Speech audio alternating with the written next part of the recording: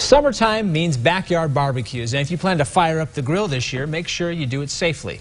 People get hurt every year. So here are some tips to keep your cookout safe. There's Rich Woodruff from the Utah Red Cross. Rich, thanks for being with us today. Good to be here.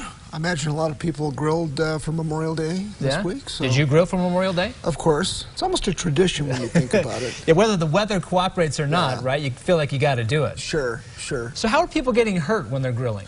Well, you know, you talk about the weather. It's a double-edged sword to grill outside, but a lot of people grill on their deck.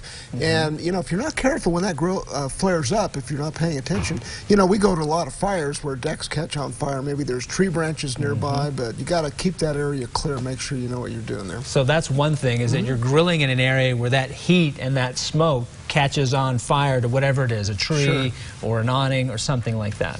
Yeah, keep a big circle around it, not just for fire, but for safety. You know, I mean, dogs get curious, come over, kids get curious, and that grill is very dangerous. So if you're not paying attention, you don't have that clearance around it, you could have some big issues. So you get burns there as well. Correct. In addition to fires. Anything else?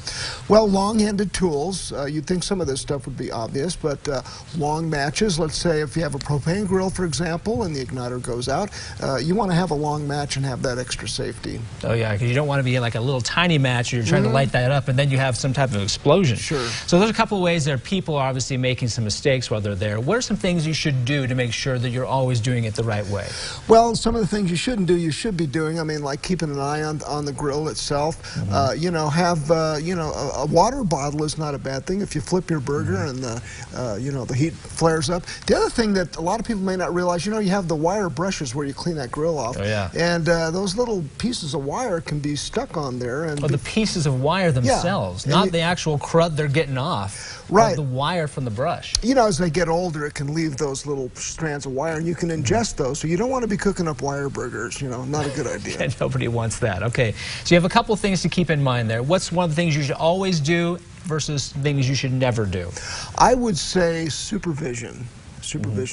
And the things you should never do, we talked about. But, you know, just download our app. You know, I always kind of default to that because there's a lot of good information, a lot of detail we don't have time to get into. But summer safety is a big topic for us this year, and grilling is one of those issues.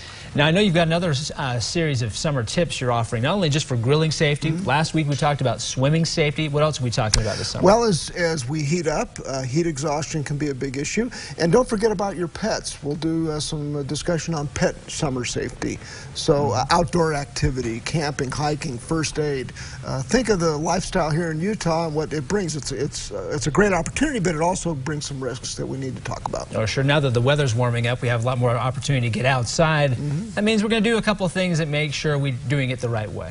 Correct. There you go. Okay, we'll have more information on our website, abc4.com/GMU. Talking this morning with Rich Woodruff from the Utah Red Cross. Rich, thanks for being with us today. Thank you. Emily, over to you.